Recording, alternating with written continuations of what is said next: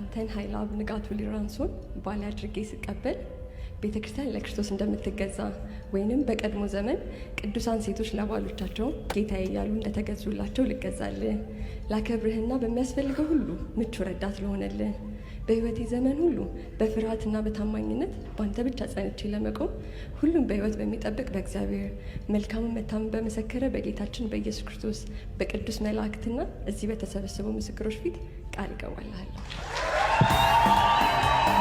ዋው ዋው ዋው ዋው ዋው! ጀግና ሴት! አሁን ያለችው ነገር በሙሉ ባሏ ላይ አፕላይ ያደርጋል። ቀጥታ ቃል ማለት እንዲህ ነው።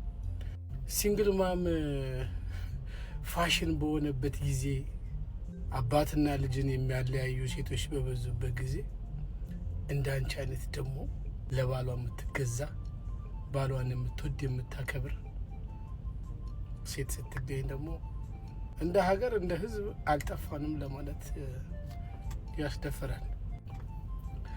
በነገራችን ላይ ይሄ የተናገረችው ነገር በሙሉ ባሏ ላይ ነው ሎድ ያደረገችው።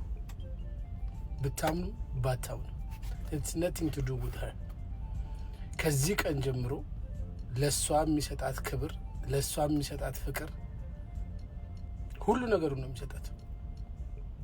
በጣም ስማርት ነሽ፣ አድንቄሻለሁ።